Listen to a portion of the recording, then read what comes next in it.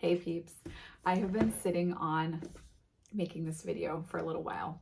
One of you lovely, beautiful, amazeballs viewers, because all of you are, and I love each and every one of you. But one of you has been asking me to make this video for a while, and you know, I definitely have been on the fence about how, when, where, why, but we're doing it today. We're just going to wing it and go with it as I do most things in my life and on the channel.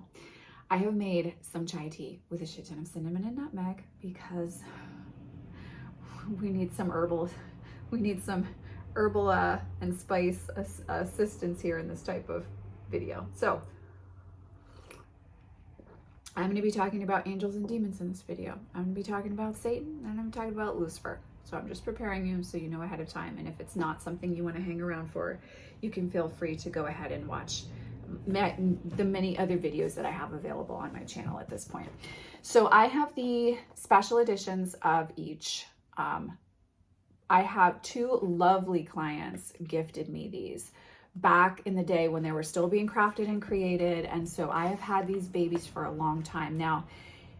They come with an altar cloth, and I will not be showing that in this video because I am using the altar cloth. Incidentally, I also do have a print of Lucifer that is put away and encased in glass and protected because I love Listrani's artwork.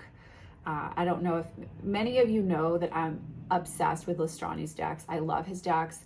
He has a metal band. He's like this amazing artist. He's incredible. He's incredible. He's super cool. And he's very occult knowledgeable. So that print was very important to me. The altar cloths I'm using in ritual work. And so those are not going to be shown in this video. In the mass-produced versions, I'm honestly not sure what you get. Let me check. So I believe that in the mass-produced, you don't get the special cardstock. Like I have a special lamination on the cardstock here. You're not going to get the coins that are included. And there may be, you don't get the altar cloth situation. You don't get a lot of the other things that if you backed the deck back in the beginning, you got the really fancy special versions of. So I'm not sure how you can get your hands on these. You might be able to find them on eBay or something like that. I'm sure that the price is ridiculously hiked up, but these are the special editions, and I'm very, very fortunate and lucky to have them, and really, yeah, I'm stoked that I have them, and I take very, very good care of them. They're very special to me. Listrani has a lot of reverence for occult arts, and so what we're looking at here are demons in the Goetia deck, and in the Notoria deck, we are looking at angels. These decks are based on the Lesser Key of Solomon. I'm sorry, guys. I'm just giggling because I keep seeing Hecate's wand, like Hecate's torch. Excuse me, not wand. Hecate's torch is like showing up on camera there. Let me just gently move her and knock everything else over because I'm a Taurus and it's Mercury in retrograde. So I digress drastically. So this is called Goetia Tarot in Darkness. This is called Notoria Tarot in Light. So you're either working with angels or you're working with demons based on the Lesser Key of Solomon. The guidebooks are, now again, I'm not sure what you get for a guidebook in the general mass-produced edition. The guidebooks, so you open it up, there is Lucifer, and then there's a hymn to Lucifer inside by Crowley. As you can tell, there's one set that I use a lot more than the other. I wonder which one that is. But anyhow, in the guidebook, at least in the special edition, is a wealth and plethora of knowledge. You're going to want to reference these, especially if you're new to occult symbolism, if you're new to the works of Crowley, if you haven't read the Lesser Key of Solomon, if everything I just said is a new concept to you, or you don't know what I'm talking about, you're going to want to use your guidebooks with these. Right off the bat, I'm going to tell you that I do not feel that either of these decks read like traditional tarot. In fact, the associations, especially in the Goetia deck, are completely different. And Fabio explains in the guidebook why, where, how, and when, and I will get into that in a moment. So I don't even know, like, here's the sides, here's the bottom. Like each one is unique and different, and I have to say from a collector's perspective, like having one without the other suck. But demons in Goetia, Notoria are the angels. The beautiful thing that you see reverberate throughout both of these decks is that neither the angels or the demons are all good or all evil. So it really does, it's a true occultist deck. So there's the authenticity and the number in the printing. Now, I've already said it, but I'll just reiterate it. The Goetia is my favorite. It's the one I use the most. Notoria, I haven't even used half as much as I've used Goetia. So these come with coins that have sigils and can be used in divinatory and magical workings. And in the guidebook is kind of like how to get started with using the coins if you are new. I don't think the coins come with the mass-produced deck. So I got Goetia in 2020. Can you guys believe that was 3 years ago? What the hell? I am sweary today. So as you can see, my guidebook is all notated because that's how I roll. And referenced with keys and things like that within them. But Fabio has a key included here. And then when it comes to working with, now there's 2 points of reference in this that I want to express, which I believe is in the mass produced as well.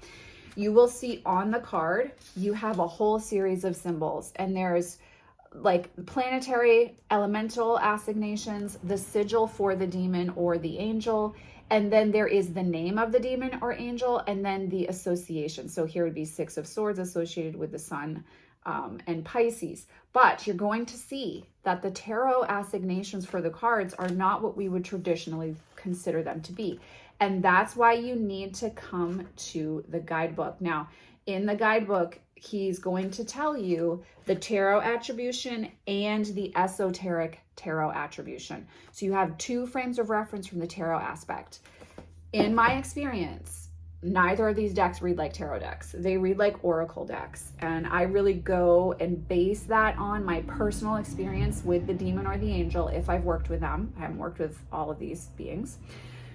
And the other piece that I consider within that are the guidebook meanings that he has associated with the cards. And you get like a full paragraph, and then you get the symbols and assignations here, and you have a nice reprint on the other side. Okay. So, I mean, oh man, I love so much about this deck. It just pleases my goth, occult loving heart to no end. Like, obsession. I love both these decks. I have them out. I had them on a shelf for a little while, and then I love them so much I actually keep them down here so I can like kind of look over and look at them. That being said, I don't really use them. I've used them in one mentoring program, and I don't really use them for readings for others. These are really personal magical decks for myself, and I use them more in any type of spell crafting or ritual work that I'm going to do, as opposed to what's going to happen in the next 6 months. I don't really, even though really they're great decks for divination, and they are, because you are working with creatures that can step into that space with you. I use them more, I use the decks more for ritual and spell crafting, and I will do daily draws, but not so much like a what do I need to know today, much more like a what do I need to know about the demon or angel associated with the deck. So this is the backing. They're hefty. They're really hefty. The deck itself is very heavy. Look at that. I love it so much. There's no words. If only this deck were a man. So here's Les Vampires, which is dwarfed by this deck. As you can tell, it's heavy. It's difficult to shuffle, excuse me. These have a very special coating on them that I don't believe the mass-produced does. I don't think the mass-produced has a holographic coating, but they're absolutely stunning. Like, this deck is a fucking work of art. No, I don't care. Swearing is allowed for this one. It is a work of art. But just to go over it with you again, if you have this deck and you're like, I don't know how to work with this deck, all right? So the sigil for the demon or the angel is here, right? The number that you're going to use to look it up in the guidebook is here. The name of the entity is here. And then the traditional tarot association, the planetary associations, the zodiacal and elementary associations, and the esoteric associations are all listed here. You'll look it up and reference it in your guidebook, okay? Now, I'm gonna express an opinion right now. And if you don't agree with me, that's totally fine, because you do you and I will do me when it comes to my decks. I don't really read these decks intuitively, because we're talking about specific entities and it's a different feel than fallen angels.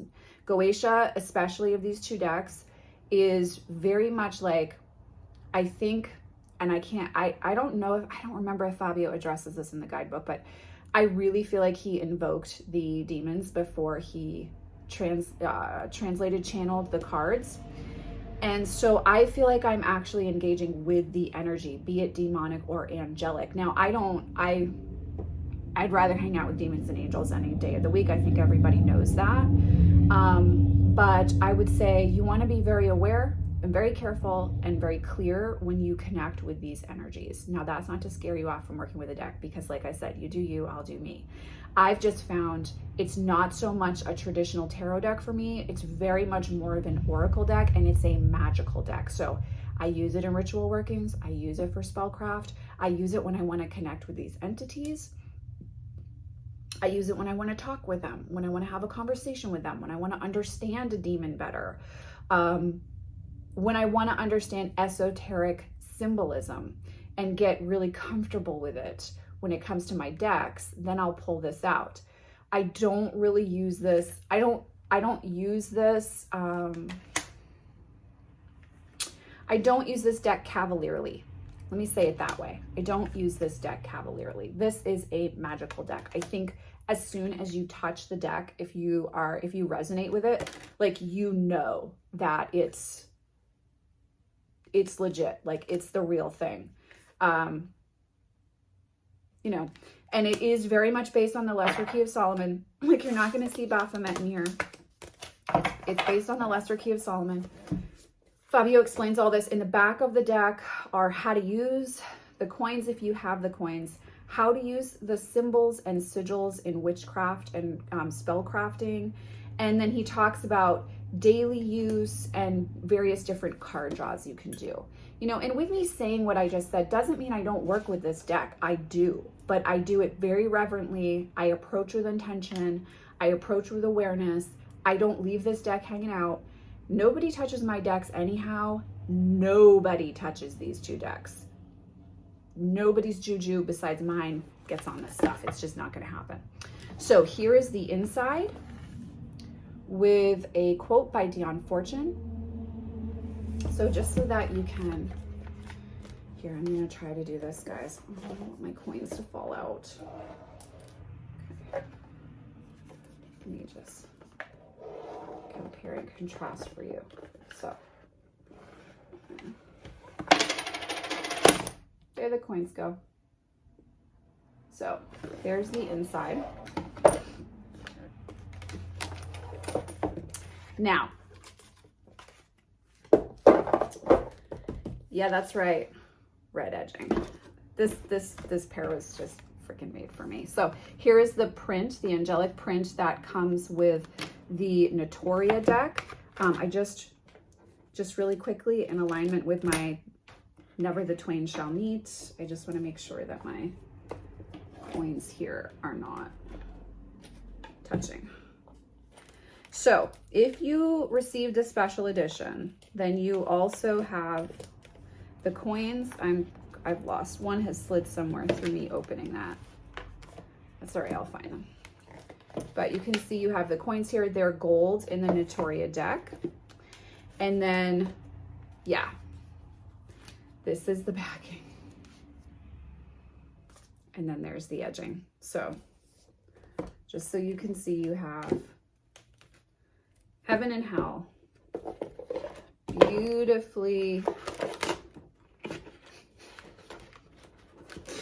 Oh man, a smarter person would edit this out, but analog life, people. So Goetia, hell, Notoria, heaven, right? So that's your difference. The Notoria deck is absolutely stunning. Same size as Goetia. And it's got these gorgeous focus on red and gold. And Fabio discusses why in the guidebook. Now, I have not studied this one as much as I have Goetia. I'm sure you guys already figured that one out for yourselves. But it is a beautiful deck. Now, same thing. You have the sigil. You have the card title. You have the tarot number and suit, or, you know, if it's a major, it lets you know that. And then you have astrological, planetary, zodiacal, elemental associations here. Okay, so same thing. Look at that one, man. Even more than the Goetia deck, I read this like an oracle deck. And when I say that, though, that doesn't mean that I read totally intuitively. I'm still referencing the guidebook and I'm studying the guidebook, but I'm not looking at this like traditional tarot, because again, Fabio is offering you the traditional tarot association and the occult or esoteric tarot association. So both of these decks require commitment and study. I just want to be really clear with that. Like, these are not light decks. These are not easy reads. You can certainly, again, you do you. You want to whip them out and read them intuitively like an oracle deck. That's your path. Again, I work with these two decks very reverently, very much with honor, and for very specific reasons. Now, this deck is a little bit more like, I feel less connected to this deck on the whole, but I would turn to this one for a general tarot reading more than I would Goetia, because Goetia is very, very, very specific medicine, and it's much more of a witchcraft, spellcraft deck for me. Whereas this is more of, while it's in the same vein, I would use this in a client reading, whereas I would not use Goetia unless the client wanted to learn how to use the deck or had specifically requested that I work with that deck for them. So, but I think you get a feel for the deck, the imagery, all that good stuff. Now, the viewer had asked, like, how can you work with it? So as I said, because I understand they're a mouthful. They're both a mouthful separately, and together it's a lot of energy, like kind of headache inducing if you haven't had enough water for the day or had a meal yet, kind of thing, you know? So the first thing I want to say is you really want to approach the deck with reverence. And what I would encourage you to do, and I'm just going to put the decks away while I just speak a little bit about this, because of the reasons I just said, is if you have not been able to connect with the deck, but you want to actually use it, you don't just want it for collection purposes, I would put it out on the altar, and I would let it sit out on the altar at least one night. When it comes to Notoria, you could do one sun cycle, right? And then I would draw a card and ask which angel or demon is coming forward to help me understand the deck.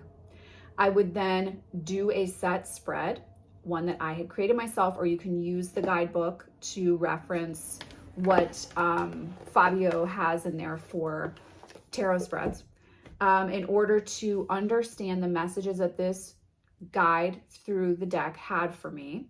And then I would work in accordance with what came through in the spread. These decks do require clearing.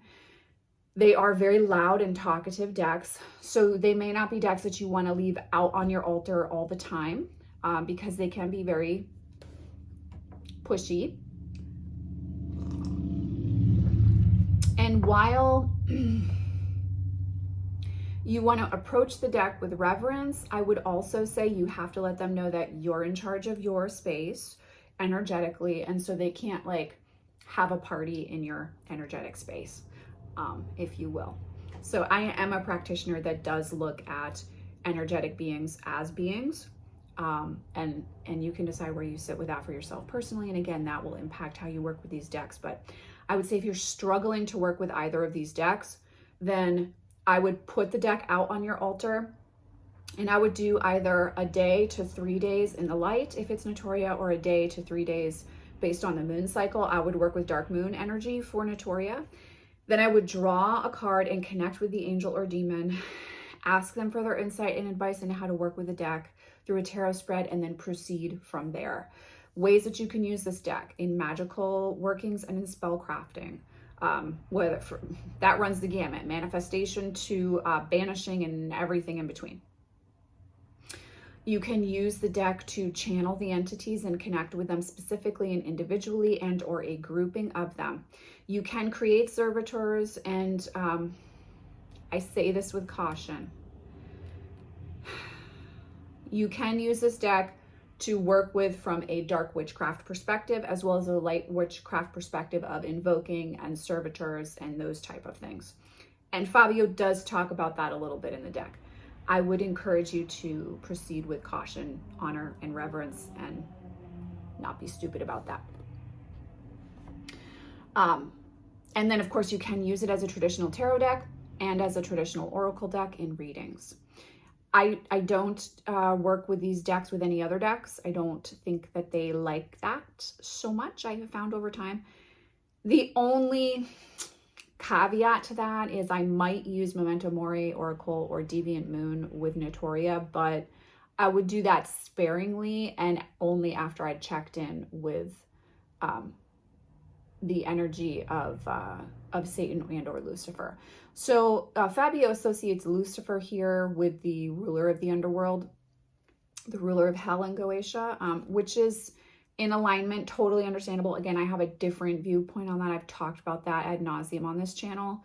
But so, you know, I would check in with the main entity that I'm working with there and ensure that it's all right for it to play with others, if you will, and get a yes or no on that before I stepped into doing that. But both of these decks they're powerhouse decks. They're powerhouse decks. They're not for the faint of heart. Fabio did not phone these guidebooks in. If you use these decks, please use the guidebooks. Please give yourself time to integrate and understand what you are working with from the Lesser Key of Solomon and what you're working with from an occultist's perspective, okay? I cannot reiterate that enough. So you can see that I've done some, the Kabbalah and the Tree of Life is explained in this one as well. You can see I've done a little highlighting here, not as much as Goetia, but you've got plenty of information. And again, you've got all the information in the back on guardians. And so in this deck, it's more than like working, like assigning one, like working with a servitor type of energy. Here you're working with bringing in your guardian angel, that type of energy, and you're working with the Tree of Life in the tarot spreads and the magical workings that he encourages. So you have color reproduction, and then same thing, same as in the other guidebook with the setup here to understand it. So let me see, I just lost my place there. Give me a second, guys. It's a lot to talk about, and I want to be very, very, very clear with these two decks. Again, you want to approach with giving yourself time to understand the occult background of these decks as well. I guess I don't really see the point in purchasing or investing in these two decks if you're not going to pay attention and bring awareness to the occult history within them. And I think you're missing out on a lot with these two decks if you don't choose to engage with that. But that being said, that's totally up to you. As I said, they are magical decks for me. They're spell crafting decks, and they are decks to channel entities. And I don't really work with these with others unless you want to mentor with me around it. And in that case, you're probably a student with occult interests. And so in that case, I'm more than happy to, you know, have a cup of tea and break these two decks down. But in general readings, I don't work with either of these two decks. Like for clients, these are separate, they're sacred. They're not more sacred than a daily read deck. They're a different tool in the toolkit. And they pack a lot of power. And path of least resistance magically, if you don't need to use a hammer, why are you going to bring a hammer to the table if you could get away with a screwdriver instead? Like, again, it's energetic differences here. So for these two decks, They are only pulled out on very special occasions insofar as readings. And if I'm working with them personally, it's usually a daily draw, but it's not a daily draw of what do I need to know. It's a daily draw of, like, for instance, Marcosius. I would want to know what Marcosius has to share with me, has to teach me, and how Marcosius wants to work with me on that day. It's not so much what do I need to know about today when I'm doing daily draws with this deck. Fabio's tarot spreads in both decks, totally great. I really encourage you to work with them if you have the decks. They are beautiful, impactful parts of my collection of my collection. I have no intention of selling them, so don't even send me a DM. I'm not selling these decks. I don't care. I have no intention of getting rid of them, of selling them, of passing them on. Like, these are decks like when I die, Vincent will get these decks kind of situation. They're very, very special and magical to me. They are intrinsic parts of my collection, but they are not used every day. They're very, very special decks. And I hope to the viewer who asked for me to give some clarity to this, that this helps. If you're struggling to connect, try shifting, looking at it as a tarot or an oracle deck, and look at it as a deck about deity, about lesser deity. You know, even take the angel and demon thing out for yourself if that's like freaking you out or giving you a lot of resistance. Bring it back to like, all right, this is a deck of cards. Each card is a specific deity. How can I get to know them? How can I work with them? How can I honor them? And then what can they do for me in my practice, right? No, you don't want to necessarily go in with like, what are you going to give me? What are you bringing to the table? So I would encourage you to explore looking at it as a deck of entities, and these cards being representative of the entities through Fabio's artistic lens. And so then through that, you know, there are worlds to explore. There are worlds to explore. Incidentally, final thought, almost spent 30 minutes again. You could definitely use these decks with like the Night Sun Tarot. I don't think Santa Muerto likes to play with these decks at all. Like I wouldn't even pull out the Santa Muerto Tarot for these. I might use Night Sun, but I don't even want to do that. I'd actually rather use Deviant Moon than Night Sun with these. So they don't play well with others for me personally. But I hope that you all have found this video helpful. I hope you've enjoyed seeing the two bookended together and what they look like as two halves of the same whole. And they are beautiful to have together. I think if you're going to get one, having the other one is a really nice juxtaposition and contrast that can bring a lot of fullness to a magical practice. So I have rambled enough. I am sending you all so much love and many blessings. And as always, I will see you in the next video.